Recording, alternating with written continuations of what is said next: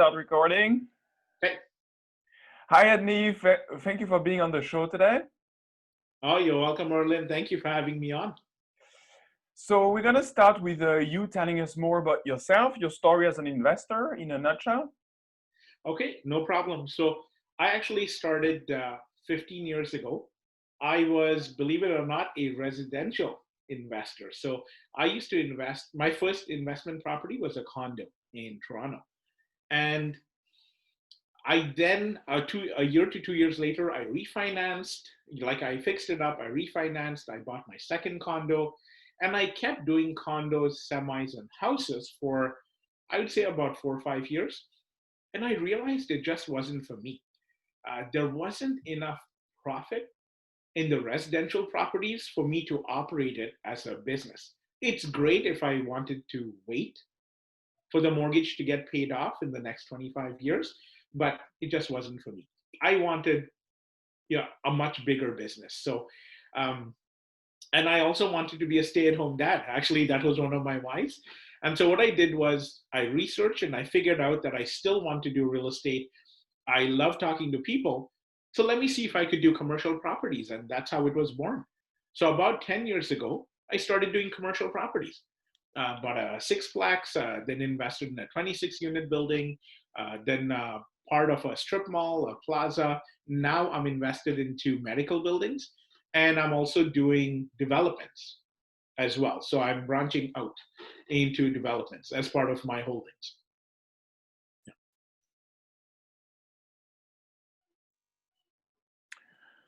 Perfect. So you mentioned condo investing. How did you find that? Because you have the condo fees. Were you able to make money, cash flow with this type of property? I was able to make money. Okay, so making money wasn't the issue, it was how much. So I know now 15 years ago, the type of investor I was is I was a cash flow investor. And I think that mentality comes from having a job. I used to work three jobs, so two full-time jobs and one part-time on the weekends to make ends meet. And I was working, 100 to 120-hour weeks. And honestly, mentally, I was trained to trade time for money. So when I bought my condo, guess what I was concerned about? I was concerned about having an income, a paycheck. So I treated my property like another job. Okay. So when I bought my condo, all I cared about is making that $50 to $75 a month per door, right? It was one door. If I rented out my second bedroom, it would be a second door. So another $50 to $75 a month. The problem is I was trading time for money, and it was only $50 to $75 a month. So I was putting a couple of hours in a month easily. Property management, tenant, making sure everything's okay, cleaning the property, doing security checks, fixing stuff, renovating. I realized that after logging in all the hours, I was actually making like $1 or $2 an hour on my investment property. It is at $50 to $75 a door. Even if it was $100 a door, I wasn't making enough money. I was making money on the mortgage pay down and the appreciation like normal, but it just wasn't enough. I wanted a higher monthly payout. Like I wanted a higher cash flow. And I also wanted a bigger mortgage pay down and a bigger appreciation, and also a bigger forced appreciation. So I basically wanted a bigger margin on my property.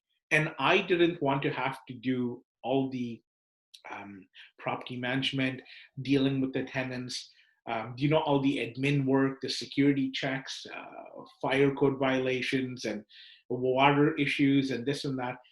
I wanted to run a business like a CEO. So I really had to change my mindset from going to getting a paycheck from properties, the monthly cash flow, to thinking about how can I create millions of dollars in wealth? Okay, that's where the shift happened. It took me a long time to realize that I was trading time for money when buying condos, semis, houses. It's not enough money to sustain a real profitable business. Okay, I'm basically paying time into the property, making a couple of dollars an hour, for the next 25 years until the mortgage gets paid off. Then, of course, I'm rich. Then I'm doing well. But I have to hold down 2, 3 jobs for the next 25 years. It just didn't sit well with me personally. So that's why I started investing in commercial properties. It really was different in terms of wealth creation. So the smaller properties were for cash flow, they were just to pay off that mortgage over 25, 30 years. The commercial properties were wealth builders. This is where you could go from having, a couple of small residential properties making $50 to $75 a door to having millions of dollars in equity. And that millions of dollars in equity 5 years down the road on commercial properties is what allowed me to utilize it and then make another 5 million in equity. Okay, so it's a force multiplier. The bigger margin you have per property to play with, the more you can use it, refinance it, line of credit, the more you can use it for your next big commercial investment property. That was the idea I had about 10 years ago. And I can say that it has panned out quite well. So I hold now a $12 million portfolio with 74 units right now, a mix of residential, commercial, but I'm phasing out the residential just because of a couple of issues, which we can get into later.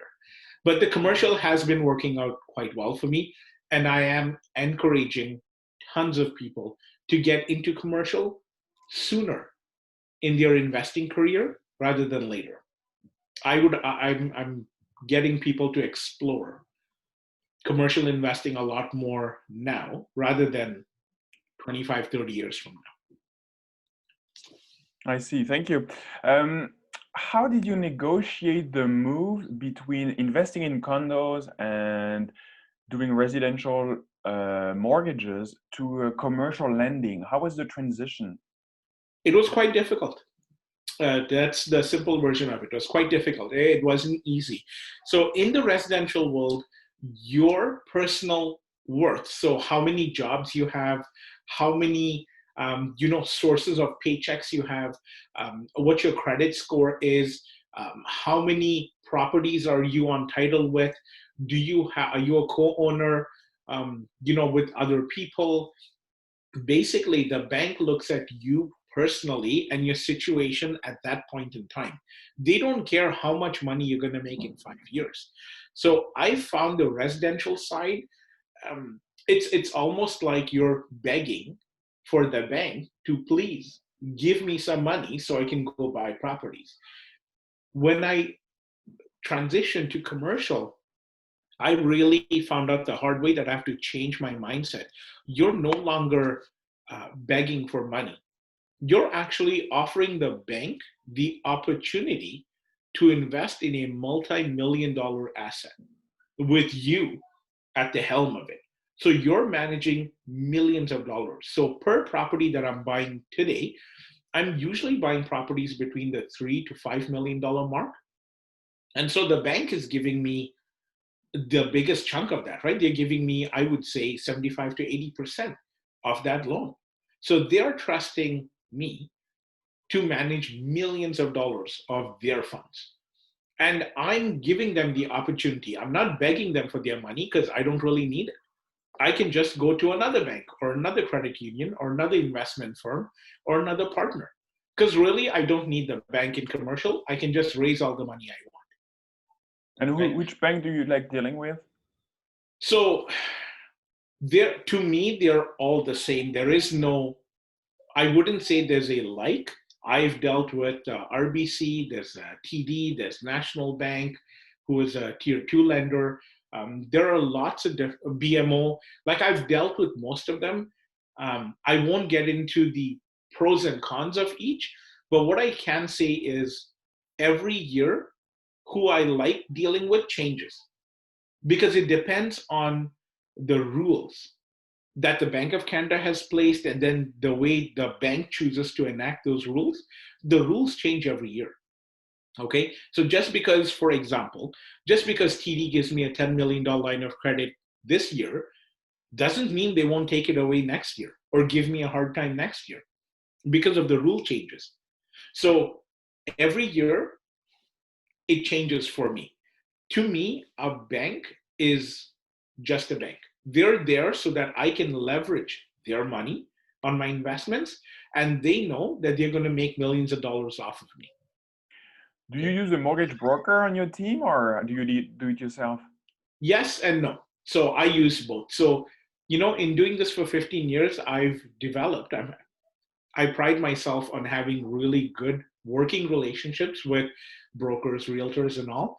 So, with mortgage brokers, with bank managers, with CEOs of banks, and so on, I have pretty good relationships. So, sometimes I'll use a broker for a new deal, a mortgage broker or mortgage agent. Sometimes, if I already have a pre existing relationship and I know the bank has already reached out to me and I like dealing with them that year, I'll go directly to the bank. So it's not always that I use a mortgage agent or broker. It's, I would say, 50-50 at this point. Okay. Okay. If you'd asked me that a couple of years ago, I would say I would have used mortgage agents exclusively, but I don't find there are a lot of mortgage agents or brokers with enough experience in negotiating power as me. Hmm. I negotiate with banks. My agent does not. Yeah, I negotiate directly with banks. The last deal that I did with TD, so it was about 24 months ago on a big $1 million property. My broker didn't negotiate anything. They just accepted the terms as is, gave me the commitment letter, done. Lender fees and all. I went back to the bank directly and I negotiated terms. I was able to get a 6%, $1.8 million loan down to 4%. That's huge on a $1.8 million loan. That saves me $2,000 a month. Okay. And so that's what I did. So I am able to negotiate amortization, interest rates, but I can do that. Okay. So that's the reason why sometimes I use mortgage agents, brokers. Sometimes I'll go directly to the bank. So I utilize both depending on my strength, my Okay. negotiating power. So you mentioned this deal 24 months ago. Could we use that as an example to so you can walk us through the due diligence and the different steps of purchasing commercial real estate? Yeah, sure. That's an example. Yeah, I can use. I have many examples of the last 15 years, but we'll use that one. It's one of the most recent big medical buildings that I bought, so we can utilize that one as well. Yeah. So just let me know what you want to know about the deal, and I'll tell you. Okay, so for that one, I would like to know how did you find the deal to begin with? Mhm. And then how did you negotiate the price? Because I know you're a good negotiator, you're an excellent negotiator. So I'd like to for you to give us some tips on how to negotiate. How do you negotiate with the bank, the loan to value, the amortization, the interest rate?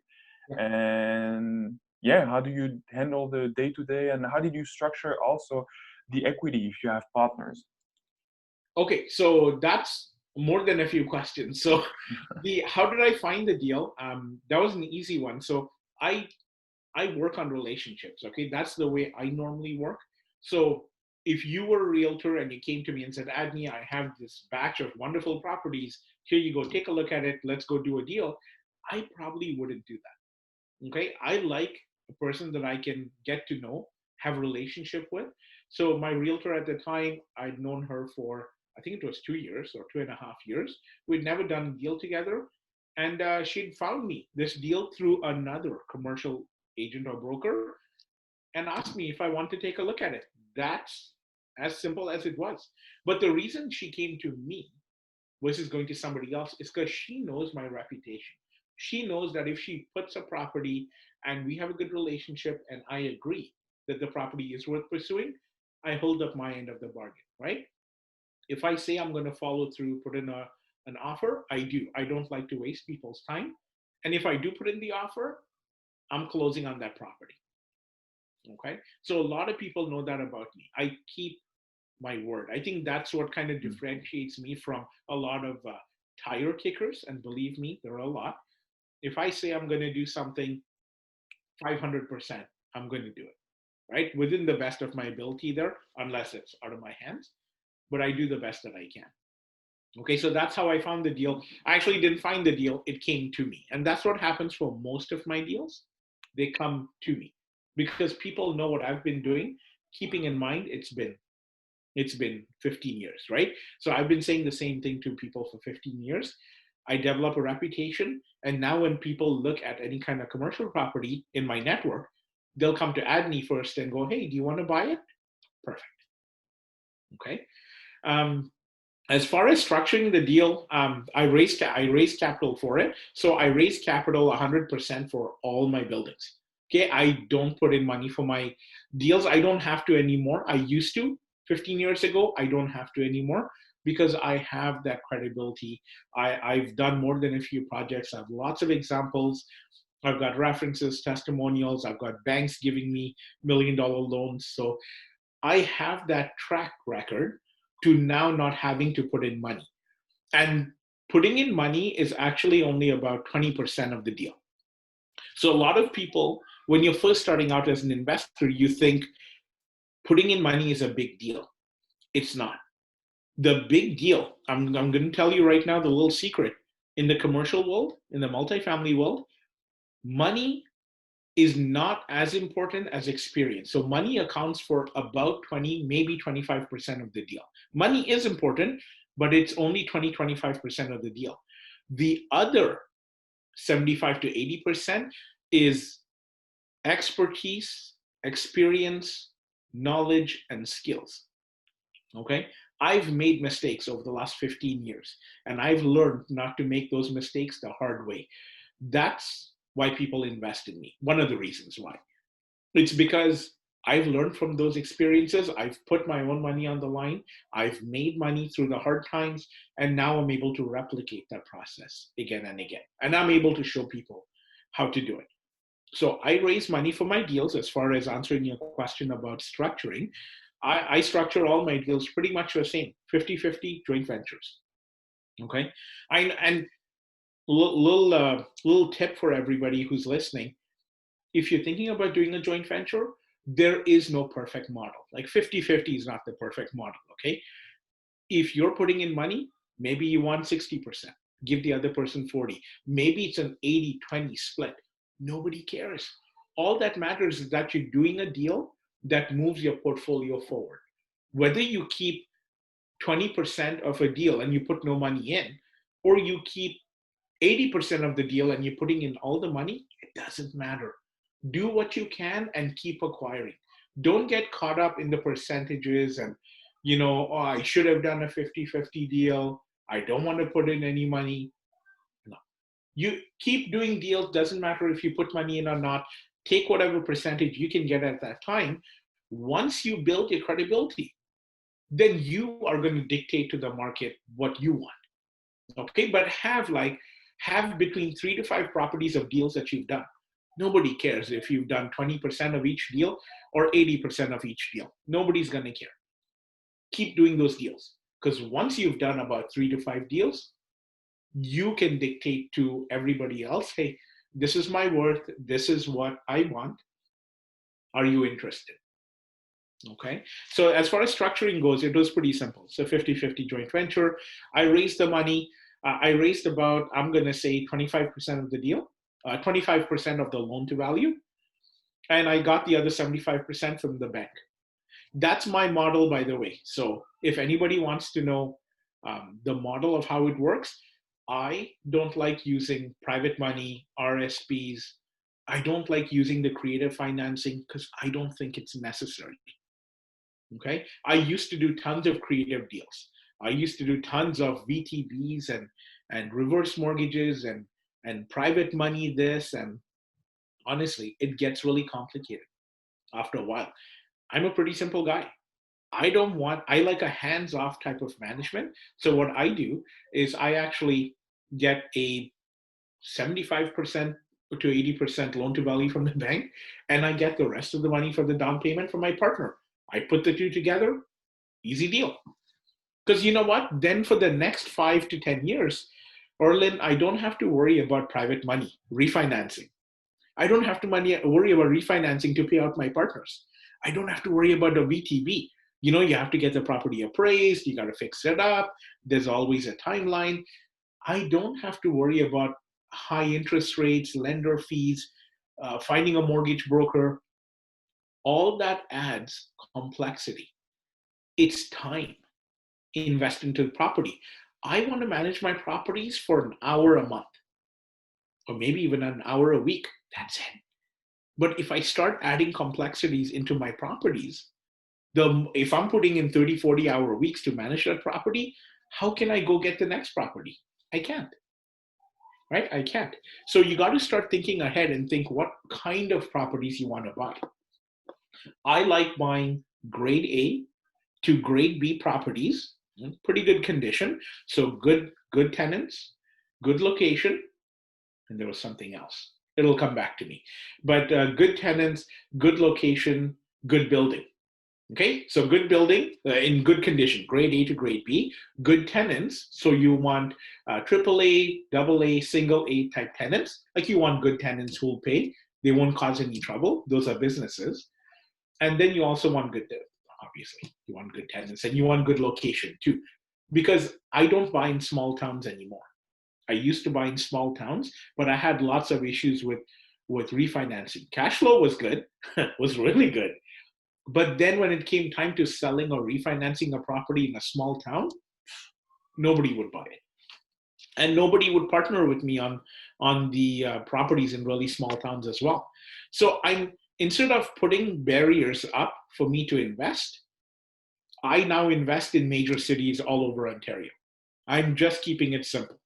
Anywhere from Toronto, Barrie, Aurelia, Hamilton, Oakville, Sudbury, Chatham. I invest in major cities because the city, whatever city it is, invests in the infrastructure, economic growth, business growth. Like all the economic indicators in most major cities are already there. I don't have to fight it. If I invest in a town of, let's say, 3,000 or 5,000 people, it's probably one or two employment sectors, right, that are employing most of the people there.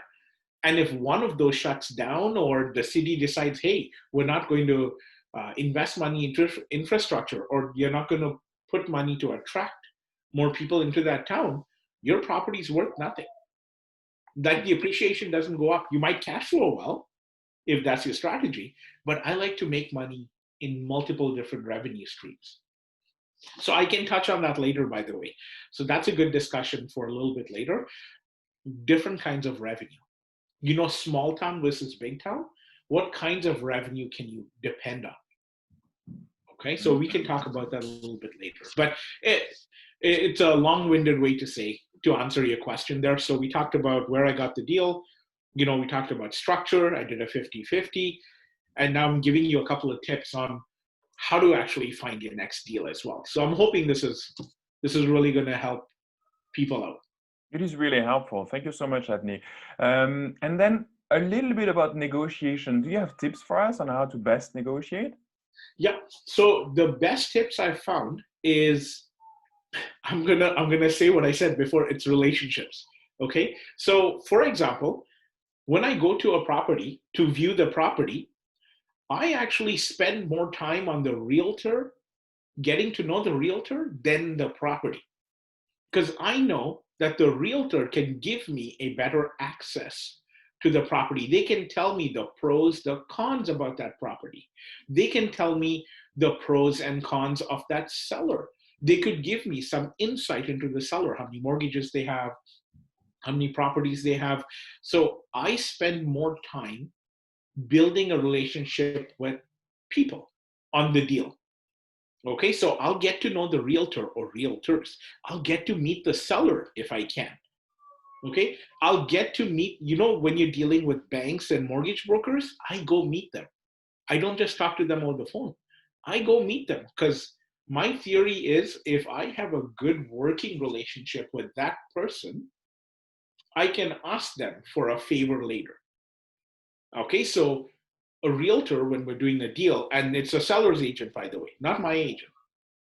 If I get to know that person, I've met them on site, I've taken them out for coffee or lunch, you know what I mean? Building a relationship. Because I'm telling the realtor, hey, you know what? It's not just this property. I'd like to buy more. Let's talk a little bit more. I spend a little bit of time. And once that's done, let's just say I have to ask for $200,000 off a commercial property. I have no problems asking for $200,000 off because now I know the realtor. I kind of know, I can gauge, how tough they are, if there's any wiggle room, because I've already talked to them. Same thing with sellers, same thing with realtors, mortgage agents, by the way, appraisers, oh my goodness, appraisers, property managers, fantastic people. They are boots on the ground every day, guys. Build that relationship with them. Go out, see them. As they're doing a job, go on site, check out their work. Take them out for lunch or something. Take them out for a beer. Okay? That's the biggest pro negotiating tip I can give you. It's not just over the phone, emails, and texts, person to person. Okay? The second tip I'll give you, in addition to that, is always think of a win-win-win situation. And I know, you can read this anywhere, you can watch it on YouTube, but honestly, it does work. When you're dealing with a seller, think about how the deal affects them versus just you. Okay? Because most people think of it that way. When I'm negotiating, I want a better price. I want, all the tenants cleaned up. I want all the rents coming in. Well, that's fantastic. But the seller may have a different mindset. The seller may want money for retirement, right? The realtor may want money to feed his family. So you got to figure out, by getting to know that person, what their triggers are, not their pain points, basically what will make them happy enough to get the deal done. It's the same thing with the bank, by the way. When I negotiate with bank managers, I have a basic idea of financials in a bank. Like, I understand how they evaluate, underwrite, analyze deals. And I know the reason why banks lend money is because they can make $1 million or $2 million over the next 25 years in profit. So that's what I bring to a bank when I negotiate. Okay.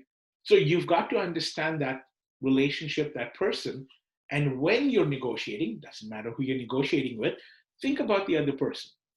What can I say that will make them happy right now and still be a win for me? So win for them first, win for me second, and then possibly a win for a third party as well. Okay, you got to start thinking of it from all angles. That is good negotiating. Them first, you next, and then a third party after. So using Okay? some active listening and using empathy to understand, where they are coming from, and try to create win-win-win situations for everybody, all parties Very involved. important. The points that you're bringing up, very important. Empathy, good listening skills.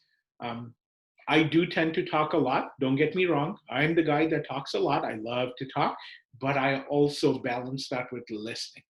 So when I get to know a person, I really do try and keep my mouth closed and my 2 ears open, and I try to listen to where they are in their life. I know it seems over exaggerated, but it honestly does work. When I go into a store, a furniture store, just as an example, and I see something on sale. I see a sofa for, I don't know, $500. Now maybe I want to negotiate and get that for $200. Unreasonable, but maybe I can get it for $200. Usually, if I just go up to the person and throw cash at the salesman and throw cash at them and go, here's $200, I'm going to take the couch, they probably won't go for it. But if you get to know that salesman, figure out, hey, do they have their family, their kids? Oh, great, you have kids. Can I see some pictures? Maybe you can get that couch for $350. Maybe he can give you an employee discount. Maybe he can apply some sort of coupon, that was available that you didn't know about. Get to know that person a little bit more. Spend the extra 20 minutes, a half hour getting to know that person. And I'm telling you, your negotiating will improve vastly. There are, by the way, 20, 30, 50 different tricks that I teach my mentees when I'm mentoring, but those are the basics. It starts with that. Okay, think about relationships first, and then win-win for them first, whoever you're dealing with. It really does help. Thank you, Adney. Next question was around raising capital. How and where do you find the investors you work with? It's a good question. I actually have a lot of investors being referred to me. So again, I've been doing this for a long time, and I have a certain perception in the market. So I believe the perception that I have in the investment community is that Adney knows what he's doing. He's credible. He has a good track record, and I'm always surrounded by people who've done deals with me, partners, clients, mentees, and so on. And so it has gotten easier over time to do deals because partners now come to me. Now, about 20 to 30% is me actually meeting my partners. And where I meet them is I'm a face-to-face kind of guy. So I actually meet people on seminars, clubs, real estate events. I like real estate events because if I go to a random event, like let's assume a wedding or a banquet for some charity, very hard for me to talk that person into a mentality of, hey, you know what? Whatever event we're at, let me change your mentality to real estate, then change your mentality to investing. You see what I mean? I'm adding barriers. But when I go to any kind of real estate, any kind of real estate event, seminar, course, what have you, it's so easy because everybody's in that real estate investing mindset already. Then it's so easy for me to have that investment conversation with them. Okay. And and a little tip on that too, on raising capital, I don't pitch to just anybody. Okay. Get to know that person. There's no point in becoming the slick car oil salesman. You know what I mean? You don't need to pitch to everybody you meet. Take some time, get to know them a little bit, ask permission. Hey, can I use your email? Could I send you a newsletter? Would you mind if I send you my next deal? Is that okay? Asking for permission is much better. You'll get a much warmer response from people than you shaking hands with somebody at an event or meeting them on Facebook or LinkedIn and then blasting them with your deals. Okay, do it the first way. Get to know people. Try Zoom, meet them in person for a coffee or what have you at a real estate event. Okay, I'll meet them at the next real estate event. See if you can connect that way. Again, relationships do matter, but raising capital, it's mostly referrals that come to me, and then I also meet people at events, okay, Okay. seminars and so on. So you've told us why commercial real estate, because you know it's that wealth is in commercial real estate, like you explained earlier. So you've mentioned different types of commercial real estate, and I'd like to dive into a little bit more plaza medical and Okay. development. So can you tell us about plazas? What do you like about plazas?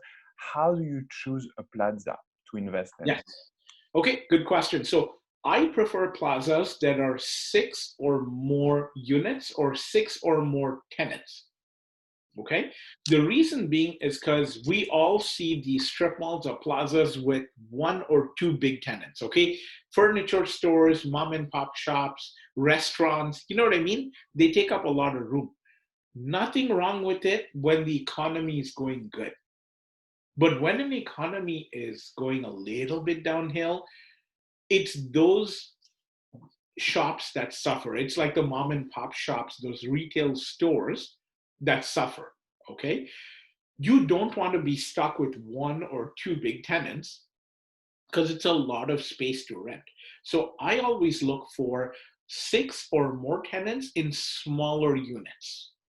Okay. Here's a little pro tip from a commercial investor. You want spaces that you can use as flex spaces. Okay, so in the investment community, in the commercial world, we call them flex spaces. They're basically flexible spaces that you can use for retail or office space or warehouse.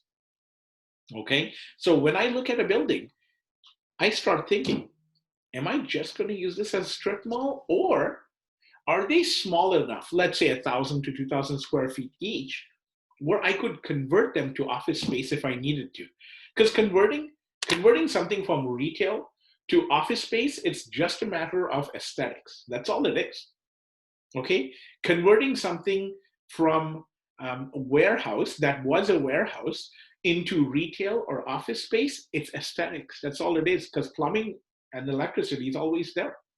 Okay, but if you have a 10,000 square foot warehouse, to convert all of that to a retail space for one tenant, very difficult. Okay, there's a lot of investment in there.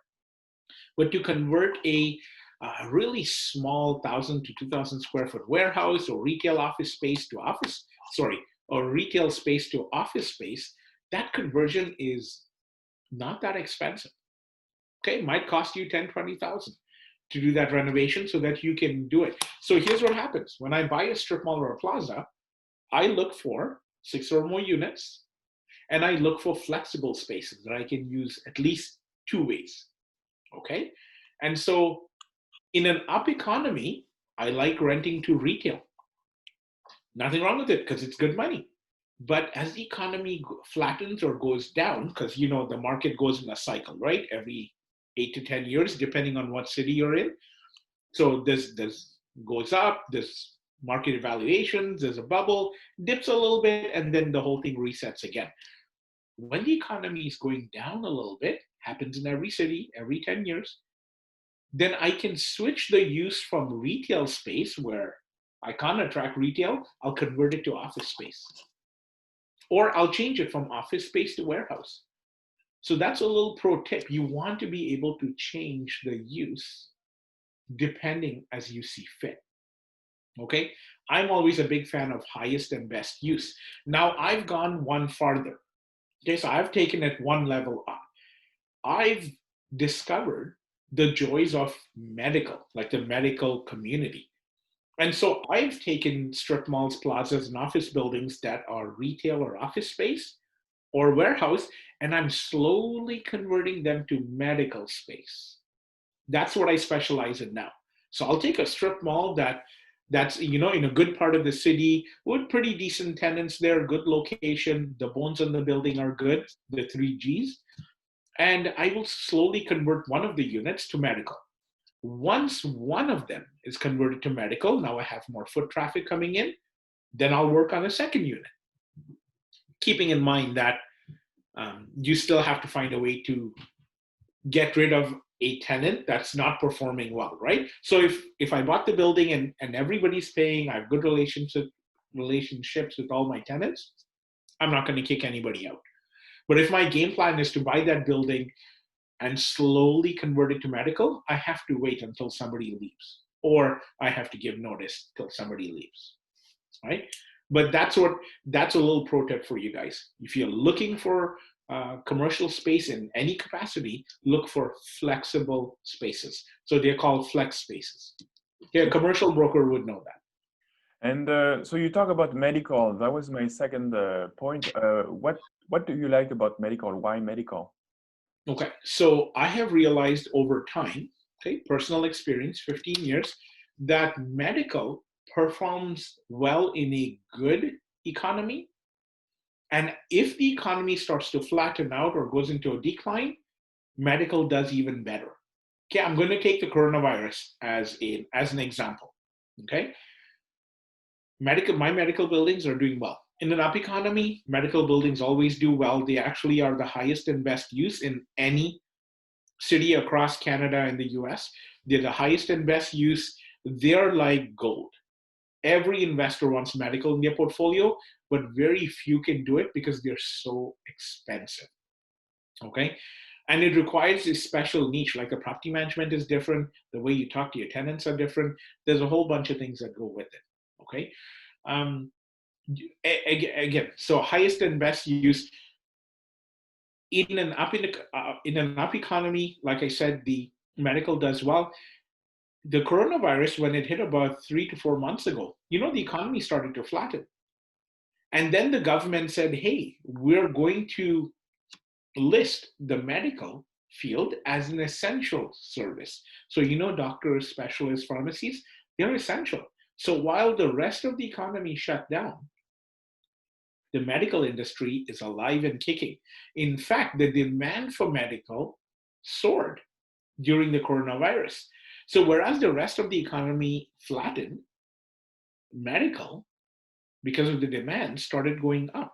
So as a result, the medical buildings that I own, because my tenants are still paying, they're still there. I've renewed a couple of leases already in the last couple of months during the coronavirus.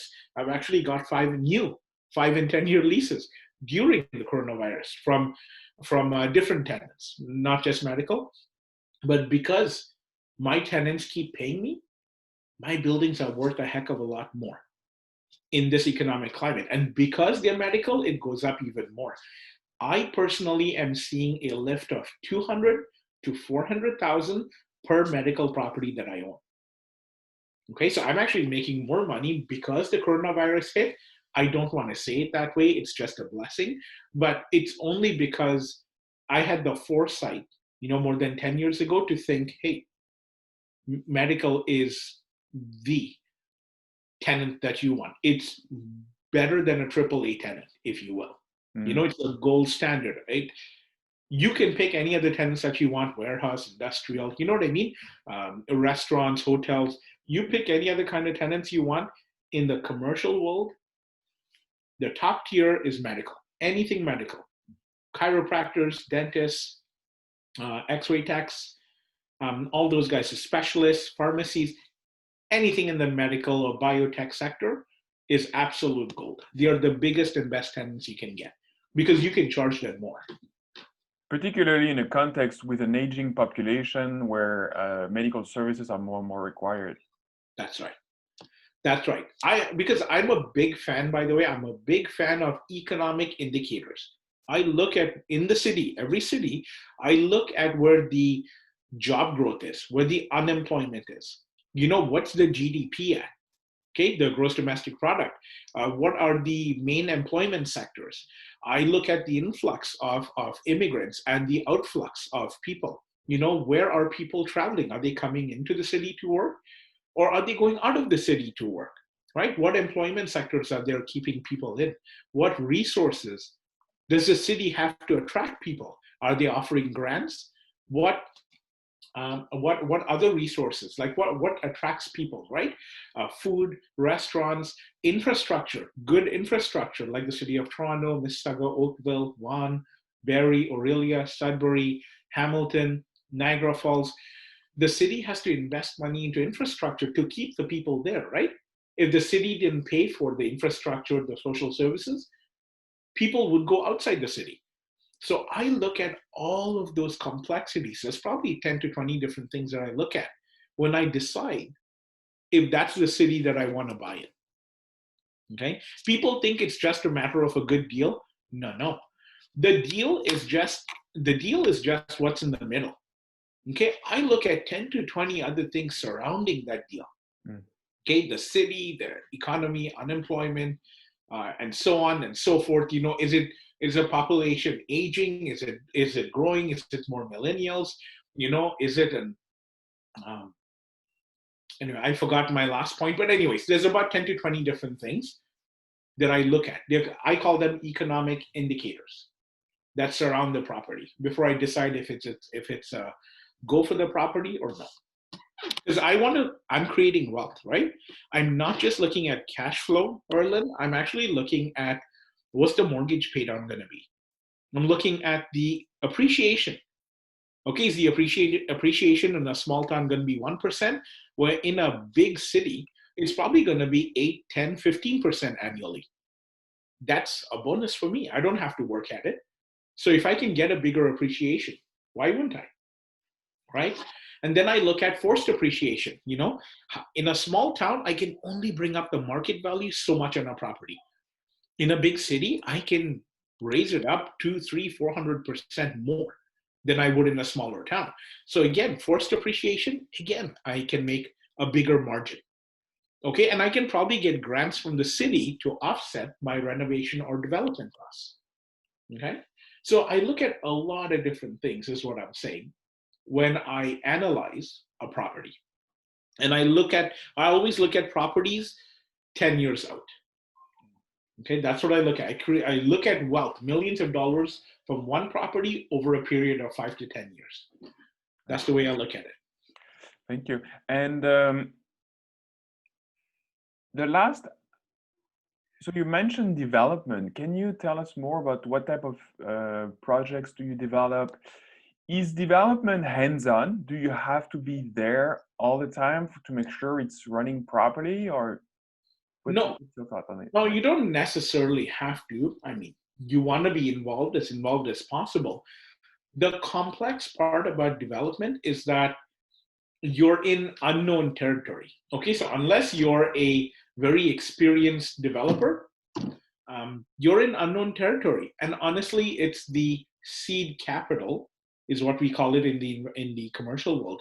The seed capital, or the money that you have up front, usually to the tune of millions of dollars. You're just you're not borrowing that money. It's generally cash that you need. Either you're putting in that cash, it's sitting there for the next 5 years, or somebody else is putting up that cash. So that's the hard part about developments, that risk factor. At least with a multifamily commercial property, which is what I prefer, strip malls, plazas, office buildings, medical, the asset already exists. It's already built. The tenants are there. So from the day of closing, generally you're making money. Okay, I find I'm making an average of 30% annual return right now on each property that I own, 30%. That's a mix of cash flow, mortgage pay down, appreciation. And I'm pretty happy with that. If I count in forced appreciation, I'm nearing 40% annual returns. Okay.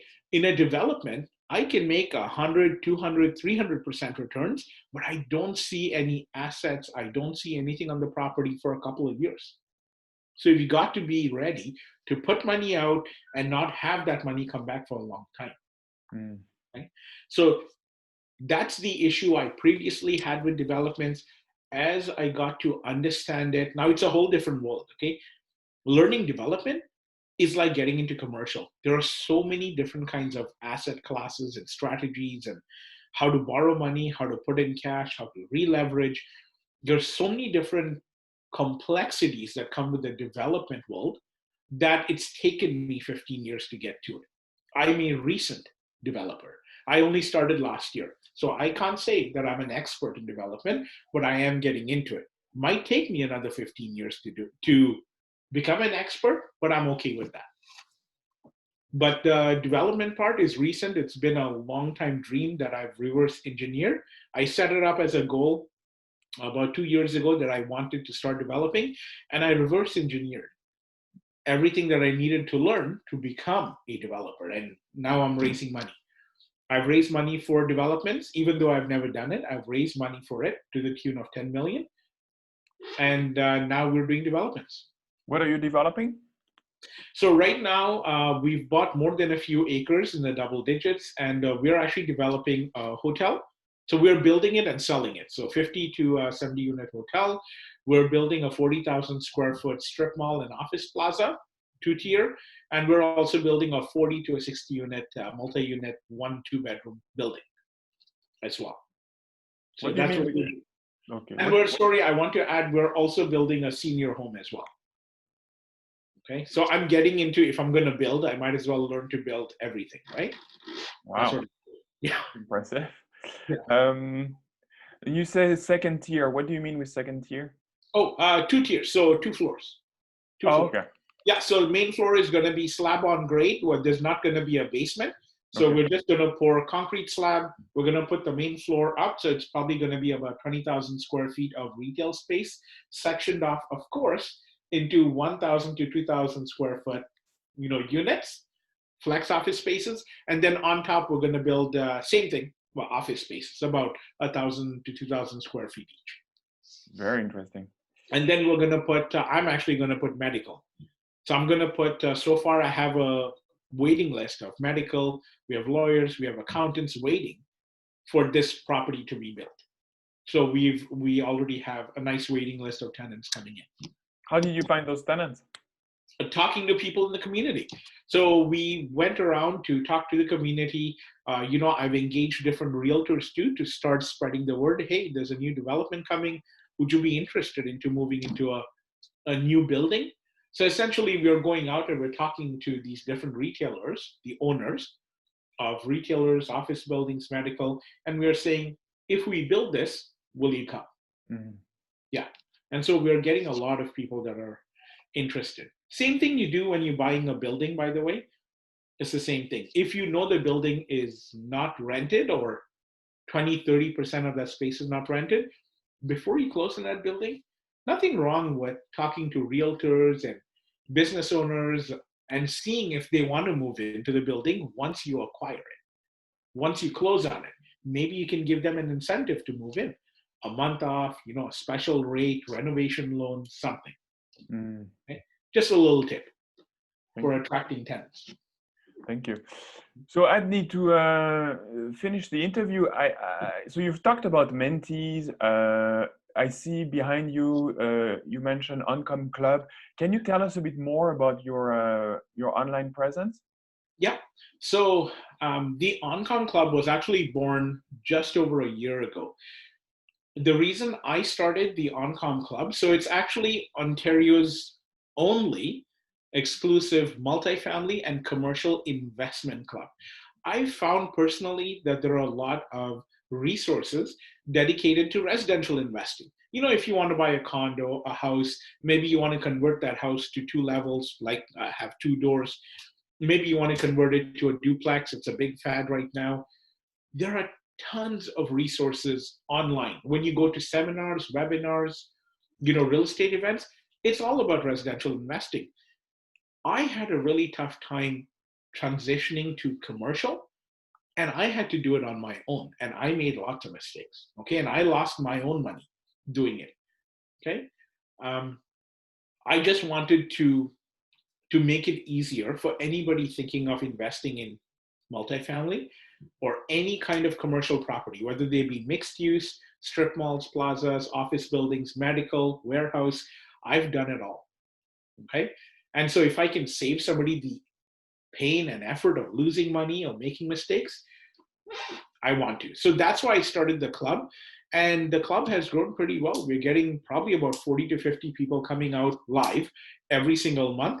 Now, of course, it's coronavirus time. So we have those same 40, 50 people a month coming to our online webinars. But we actually focus on educating, networking, you grow, and then you invest. Super simple. Okay. We focus on leveling up an investor's portfolio. So it doesn't matter where your portfolio is at. You come to our club, you listen to our speakers speak, sponsors, our expert panelists. You'll probably learn a thing or two to level up your portfolio. Whether it's raising money, whether it's buying commercial properties, whether it's investing in mortgages, whatever it is, you could probably learn it at our club. Fantastic. And I know you also have a mentorship program. Can you tell us about that? Yeah, so my mentorship program, very simple. I actually don't teach a whole heck of a lot of things. I only mentor people into multifamily and commercial properties. Again, the same thing. It took me 15 years to get to this point, and believe me, I've made a lot of mistakes. So stuff that I would not, obviously repeat again, right? And I've lost money making those mistakes. If I can save people the hassle of doing it, I will. So that's why I've started doing the mentorships. I've been doing it for just under a decade now. I've had lots of testimonials. I've created a few millionaires. And that's one of the things I like to focus on.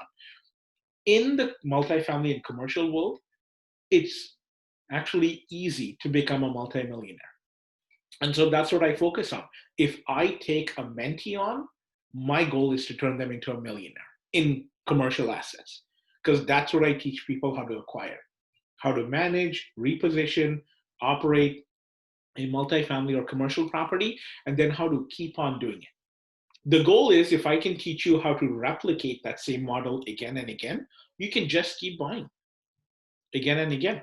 So I teach people how to raise money, buy a deal, and then operate, manage it. Then repeat it again. Raise money, buy a deal, operate, manage it, and so on and so forth. So essentially, it's like a business in a box. And I wish somebody had taught this to me 15 years ago. It would have saved me quite a lot of headache. Thank you, Adney. The last question, since we're talking about mentorship and mistakes made, can you tell us about a big mistake you made and a big lesson you learned? It was one mistake that I made. I'll give you two actually. One of them was picking the wrong joint venture partner. Okay. The experienced people who raise money and who do tons of joint ventures, I've been doing it for the last 10 years. And I've had lots and lots of joint ventures, tons of properties, as you know. And yeah, I've made a mistake on a joint venture partner, picking the partners. Not that he was a bad guy or a bad couple. These people were great people. They just weren't the right fit. That's all. So I've realized over time that I should be asking a different set of questions. I should be qualifying them a little bit differently. I should be thinking about what their personality is like. Are they anxious? Are they easygoing? Are they overly analytical? Or do they keep their word? Or are they tire kickers? So lots of different things. Okay, different peoples have different personality, different expectations, different ways that they've grown up. You've got to be able to pick the right partner. Having the wrong partner, it's not horrible, but it does make things a little bit more difficult. So that's one of the mistakes that I made. I've only made that mistake once, so I've learned. I haven't made that mistake again. Second mistake that I'll tell you about is over leveraging a property. Let me tell you, I made that mistake a couple of times. Okay. Like I said, as an early investor 15 years ago, my goal was cash flow. Okay. The way I would cash flow is I would initially put the least amount of money down. So let's say 5% or 1% down or 0% down. I would get a VTB. I would get, an RSP loan, reverse mortgage if the person was older. I would leverage that property up to the hilt. And I was very proud of the fact that I barely had to put any money to close on that deal. I'm very proud that I could put 5%. But honestly, that hurt me in the long run. I was giving away all my money to banks. I was giving all my money away to lenders. I was giving all my money away um, to RSPs, paying the interest rate. I was over leveraging a property is such a crucial mistake that it took me a good couple of years to learn that lesson, because it takes a couple of years, right, for those mistakes to accumulate and then hit you. Because in a bad economy like the coronavirus, if you leverage your property to 95% or 100%, there's no wiggle room, right? If your tenants don't pay, boom, you're out a ton of money. You can't sell that property. You can't refinance it. You can't take out a loan against it. You can't get another partner on it. So what I found is over leveraging a property. One of the biggest mistakes that I see people making today, both on residential, multifamily, commercial properties, you name it. But it's something that people have this mentality of, I'm going to put the least money down and I'm going to own that property. No, no. You want to put 20, 30, 40% down. Because in a bad economy, like when the tables start turning, you want exit options. So because I have in my Sudbury Medical Building, because I have 1.4 million in equity that I've built in the last 24 months of owning it, I have 1.4 million over and above what I've bought it for. So because I have that, if that building was on the downturn, like, tenants were not paying, income was dropping, I now have an option to raise more money because I have 1.4 million left. Now I can go out and raise more money for it. Maybe I can sell the building. Maybe I couldn't sell it for 1.4 million. I could sell it for $1 million more than I bought it for, right? I could go to a mortgage broker, refinance. I could sell the building. I could get a loan. I could get another partner on it, right? I could get another partner to bring in some more money until the coronavirus finishes. So that's not what's happening in my portfolio right now. I'm blessed. I don't have to worry about it, but it's just a hypothetical. You want to start thinking about wealth building. Make your life easier on every property that you buy. Think, what what can I do to not work as hard on this property? Think about putting an hour a week or an hour a month into every property that you're buying. That's it. You got to have an infrastructure system. You got to have that strategy in place, because if you're only putting an hour a week into one property, you can buy 40, 50 properties over the next 5, 10 years, right? Because you will have time to manage those properties. That's the big one. Okay. Very smart. Thank you. Thank you so much, Adney. Now, let's say somebody approaches you with $1 million. What would you do with that money? What would you tell them to do with it? Invested into a medical building with me. Super simple. Okay. And that's so, and the way I normally pitch it, it's just like this. As I'm talking to people, it's either on Zoom or in person, makes no difference. If I figured out through some conversation, relationship building, that they have about $1 million to spend, I'll ask them, what are they investing in now? And do they want to make money with a hands-off return? Right? And then last thing, I'll hit them with, hey, you know what? I'm doing medical buildings. Here's the reason why medical buildings make sense in any economy. And I would use my existing buildings to show them that it does work quite well. That's it. And that's raising capital right there. It's as simple as that. It doesn't have to be complex. Okay? You're not begging for money. You're giving them an opportunity to invest. It's a different mentality. It's a different mindset, a different shift in the way that you think. I used to beg for money. Believe me, 15 years ago, I used to get 30% cash on cash deals, and I would beg people to joint venture with me. I couldn't get a cent to save my life, but I had to switch my mentality from begging people for money to offering them an opportunity to invest. And that really changed the way that I was raising capital. Thank you. And what would you tell someone who's just starting out and wants to do commercial real estate? Get a mentor. Don't make the mistakes, because you make a mistake in residential, okay, it's probably a couple of $1,000s. Okay, you make a mistake in commercial, even multifamily buildings, fourplexes, sixplexes, and so on.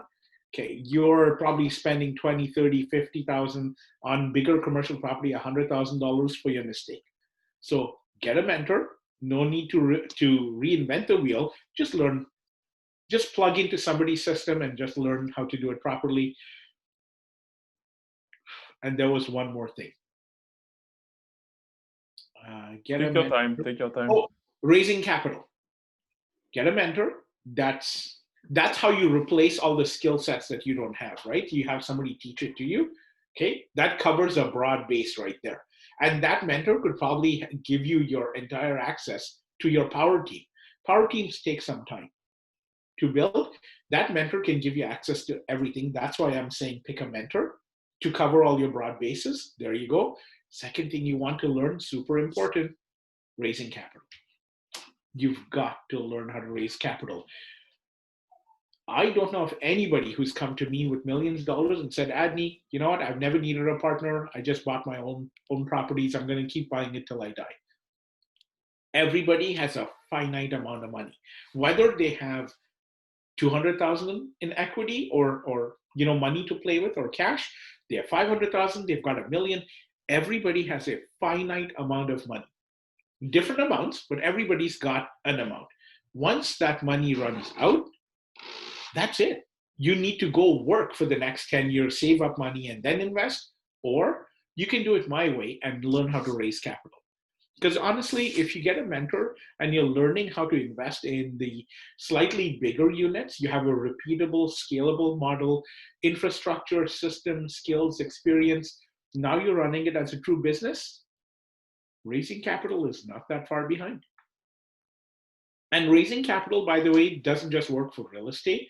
You can raise capital for other businesses. I want to start my development business. I don't know anything about development, but I raised $10 million for it.